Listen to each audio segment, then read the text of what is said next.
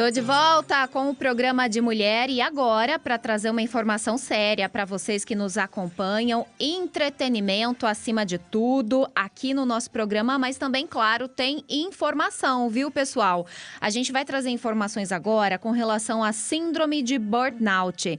Essa síndrome foi reconhecida nesse ano de 2022 como doença ocupacional. Mas quem vai conversar conosco a respeito desse assunto e especificamente sobre as semelhanças entre a síndrome de burnout e os distúrbios do sono é o psiquiatra com especialização em sono, dor e psiquiatria geriátrica, Fábio Aurélio Costa Leite. Fábio, bom dia, obrigada, viu, pela sua participação. Bom dia, eu que agradeço pelo convite, pela oportunidade.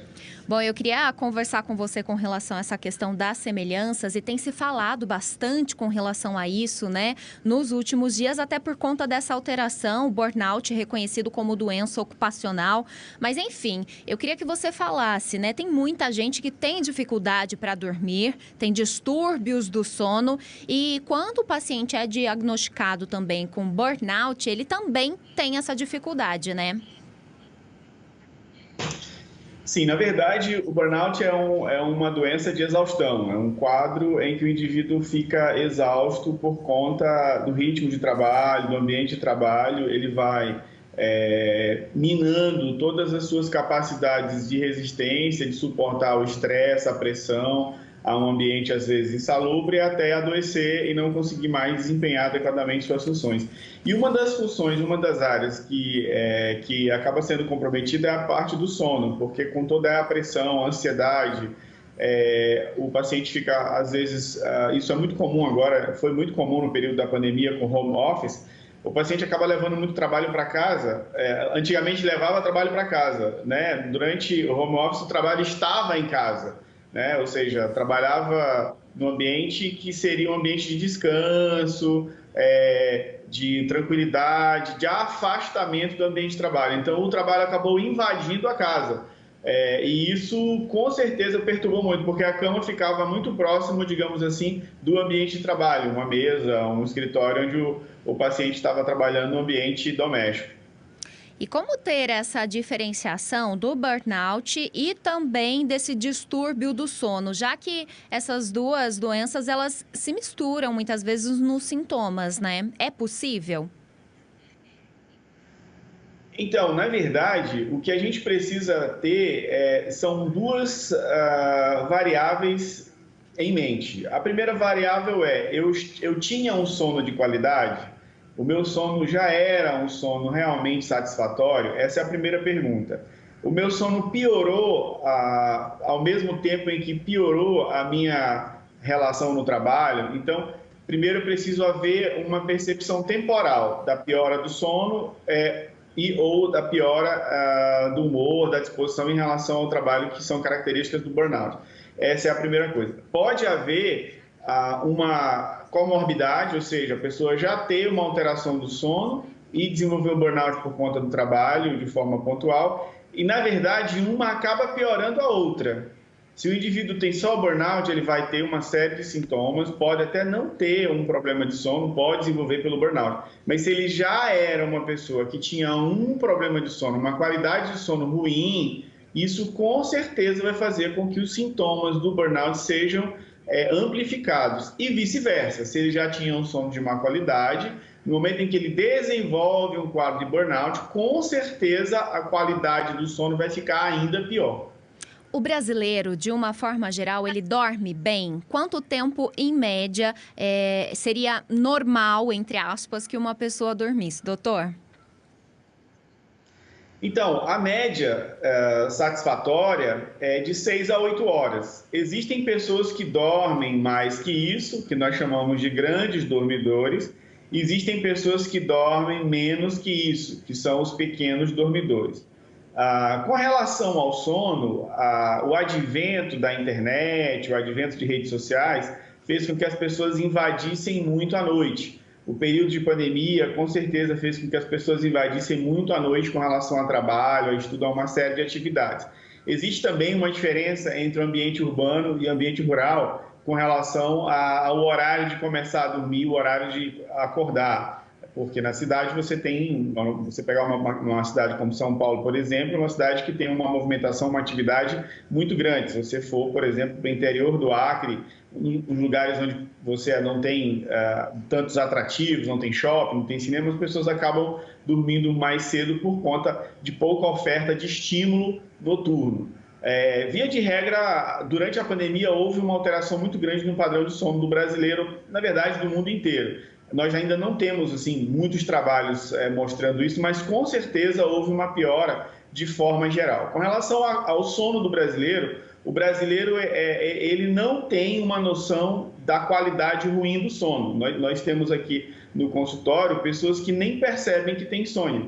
Eles vão perceber durante uma consulta, porque vem com uma ansiedade, uma depressão, pode ser um burnout, outra doença, e aí é protocolo, faz parte da nossa avaliação, perguntar como que é o sono. E às vezes esse paciente descobre durante uma consulta que ele dormia mal. E o dormir mal não só do ponto de vista quantitativo, o número de horas que dorme, mas qualitativo, se esse sono é reparador, se o paciente acorda realmente disposto e bem.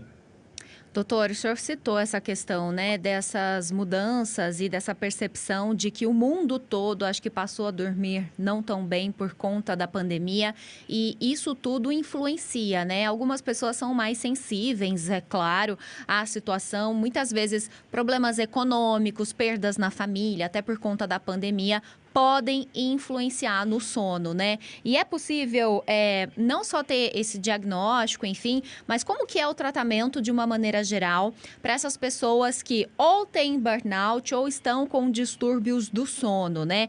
Tem que procurar um especialista, o senhor é psiquiatra com especialização em sono. Queria que falasse como que é esse tratamento, esse acompanhamento dos pacientes. Isso que você falou é extremamente importante, porque o brasileiro ele ainda subestima essas duas patologias, né? Tanto que o burnout agora foi considerado doença ocupacional justamente para chamar a atenção. O que nós estamos tentando mostrar é que o ambiente de trabalho saudável do ponto de vista mental é muito importante, do mesmo jeito que um sono de qualidade é muito importante. Então, tanto o sono quanto o ambiente de trabalho sempre foram negligenciados como elementos de promoção de saúde mental. E agora, com todas essas campanhas, existe uma conscientização maior. Isso é muito importante. Primeiro, a conscientização, que é justamente o que o seu programa, que você está fazendo aqui, chamando a atenção das pessoas. Esse é o primeiro ponto. Falar sobre isso, informar, discutir. Porque depois do seu programa, com certeza, muitas pessoas vão parar e perceber que tem realmente alguma dificuldade, ou em relação ao trabalho, em relação ao sono, e vão buscar ajuda. E aí vem esse segundo momento. O segundo momento é a quem eu devo recorrer. No caso do burnout, o paciente tem necessariamente que procurar um psiquiatra, e esse psiquiatra vai orientar, do ponto de vista medicamentoso, farmacológico, e não farmacológico, outras medidas como psicoterapia, orientação com relação ao estilo de vida, às atividades que o paciente vai precisar. Com relação ao sono, é importante que seja feita uma investigação a fundo do sono. Aí seria o ideal que o paciente procurasse alguém que tivesse formação em medicina do sono, e nos lugares onde isso não é possível, que procure um médico para que esse médico avalie isso. E também esse médico vai orientar o que nós chamamos de, além do tratamento farmacológico, tratamento não farmacológico, que seriam atitudes para melhorar a qualidade do sono através de uma higiene do sono. Ambiente adequado, com uma cama que seja confortável para que não haja desvios da coluna, um colchão muito velho, um travesseiro muito alto ou muito baixo para não ter desconforto no pescoço, um ambiente escuro para que não haja luminosidade e estímulo visual para o paciente acordar no meio da noite, que não haja ruído, enfim, que a temperatura seja uma temperatura amena, agradável, ou seja, o profissional vai saber como orientar e como investigar. Porque às vezes não é só a insônia ou a qualidade de sono ruim pode ser por conta de uma apneia do sono, por exemplo, que o paciente não sabe que tem, e aí a qualidade do sono dele piora mais ainda, e ele precisa investigar isso através de um exame que é a polissonografia, assim como outros transtornos do sono, como síndrome de pernas inquietas, movimento periódico de membros, transtorno de comportamento do sono REM nos pacientes idosos, enfim. O especialista em sono, ele vai saber como conduzir para ver se existe uma ou mais patologias do sono e qual é a correlação que isso tem também com a síndrome de burnout e como vai ser conduzido do ponto de vista farmacológico, com remédio, e não farmacológico, ou seja, outras medidas gerais, como psicoterapia, a higiene do sono, que serão necessárias para fazer o tratamento desse paciente. Doutor, para encerrar da minha parte, eu estava aqui ouvindo o senhor falar e falando, né, sobre tratamento farmacológico. Eu acho que o brasileiro é campeão em buscar por conta própria se automedicar.